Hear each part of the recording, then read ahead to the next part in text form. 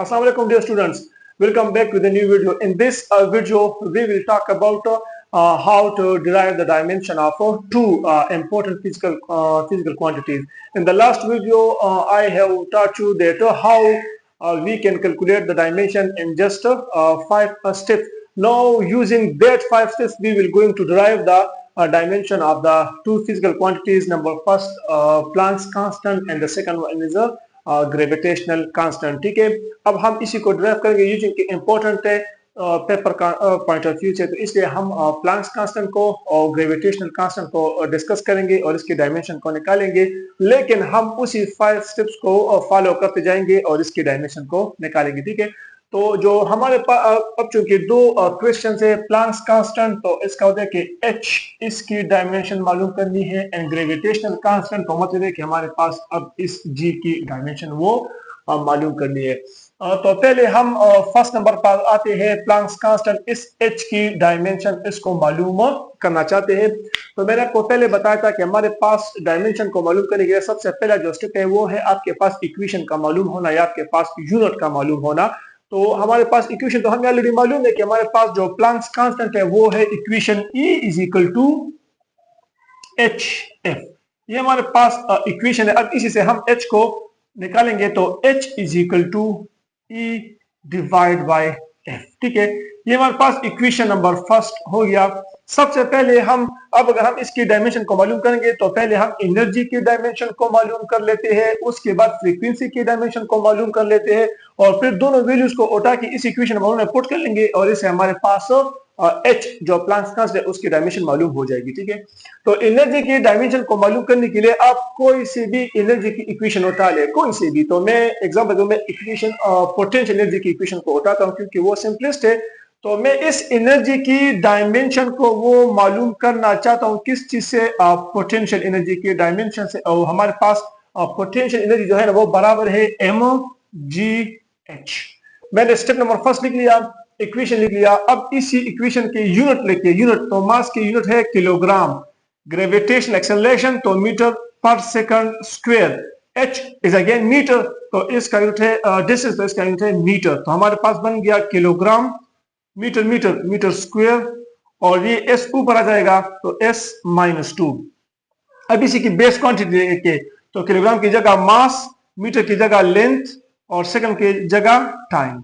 ये हमारे पास आ गया एनर्जी के लिए डायमेंशन। ठीक है, ये हमने एनर्जी के लिए डायमेंशन को निकाल दिया है। ठीक है, अच्छा अब हम मालूम करेंगे सेकंड स्टेप में फ्रीक्वेंसी की डायमेंशन को। फ्रीक्वेंसी तो हमारे पास आपको पता है कि फ्रीक्वेंसी उसका कनेक्शन वो टाइम पीरियड के साथ है। तो हम इस तरह लिख सकते हैं कि हमारे पास जो फ्रीक्वेंसी, ये तो आपका एक आ गया, फ्रीक्वेंसी वो बराबर है 1/t की। अब इसी t को डायरेक्ट ऊपर शिफ्ट कर ले तो f is equal to t-1। तो ये आ गया आपके पास फ्रीक्वेंसी का डायमेंशन। अब इस इक्वेशन को, equation number 2 and equation number 3 को यहां से उठा ले और इक्वेशन नंबर फर्स्ट में पुट कर ले। Putting equation number 2 and 3 and 1, तो आपके पास जो प्लैंक्स कांस्टेंट है वो बन जाएगा कुछ इस तरीके से, h is equal to Planck's constant, h की जो डायमेंशन है वो कुछ इस तरह बन जाएगा, h is equal to E की जगह, एनर्जी की जगह ये पुट कर ले ml² t-2 और फ्रीक्वेंसी की जगह t-1। अब इसको ऊपर शिफ्ट कर ले तो प्लैंक्स कांस्टेंट की जो डायमेंशन है वो बन जाएगी ml² t-2 और ये +1, h Planck's constant is equal to ml² t-1। तो ये आपका आ गया प्लैंक्स कांस्टेंट के लिए डायमेंशन। ठीक है, अच्छा अब हम डिराइव करेंगे ग्रेविटेशनल कांस्टेंट के लिए। ठीक है, ये वाला जिसका जो सेकंड पार्ट है, ये फर्स्ट और नाउ सेकंड। अब हम मालूम करेंगे इस ग्रेविटेशनल कांस्टेंट के लिए डायमेंशन को। तो ये हम मालूम करें क्योंकि ग्रेविटेशनल कांस्टेंट सिर्फ एक ही जगह पर है, वो है हमारे पास Newton law of universal gravitation. तो उसको हम उठा ले उस फार्मूला को, तो हमारे पास वो फार्मूला कुछ इस तरह है, F is equal to G(m1 m2) divide by r square. ये है हमारे पास Newton second law Newton law of universal gravitation. अब यहाँ से हमने इस जी की वैल्यू मालूम करनी है, तो जी को सिंगल छोड़ ले और बाकी वैल्यू को दूसरी तरफ शिफ्ट कर ले। ये आर यहाँ पर मल्टीप्लाई हो जाएगा तो एफ आर स्क्वेयर और m1 m2 नीचे आ जाएगा यहाँ पर m1 और ये आपके आ गया m2। ठीक है, तो ये आपके पास यहाँ तक तो हम पहुंच गए। अब यहाँ से मैं क्या करूंगा, अब यहाँ के बाद जो है ना आप यहाँ पर आप मजीद इक्वेशन को अगर आप ऐड करना चाहते हैं, अपने लिए सिंप्लीफाई करना चाहते हैं, तो हम कुछ इस तरह कर लेंगे कि हमारे पास जो ग्रेविटेशनल एक्सेलरेशन कांस्टेंट इसकी जो डायमेंशन है वो एफ की जगह अगर मैं डायरेक्ट न्यूटन पुट कर लूं और न्यूटन की जगह फिर मैं उस तरह वैल्यू को मालूम करूं तो वो भी ठीक है। ठीक है, लेकिन अगर मैं इसी वैल्यू को अगर मैं फोर्स की जगह न्यूटन के बजाय फोर्स की इक्वेशन लिखूं और फिर बाद में सारी की यूनिट्स लिखूं तो वो भी ठीक है। तो मैं यहाँ पर अपने लिए सिंप्लीफाई करता हूँ, मैं एफ की जगह एम ए पुट करता हूँ, M A F is equal to M A, ये आर स्क्वायर अपनी जगह पर और नीचे m1 और ये m2।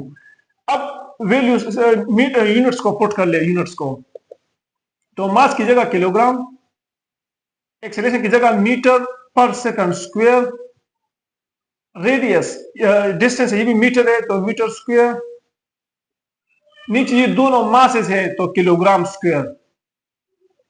ठीक है, अब इसको ऊपर शिफ्ट कर ले, किलोग्राम नीचे ऊपर आएगा तो किलोग्राम ये वाला इसका +1 है और ऊपर आ करो इसका -2 बन जाएगा, और ये मीटर मीटर तो ये मीटर क्यूब बन जाएगा, मीटर क्यूब, 1 मीटर ये और 2 मीटर ये है तो मीटर क्यूब बन जाएगा, और ये सेकंड अपनी जगह पर।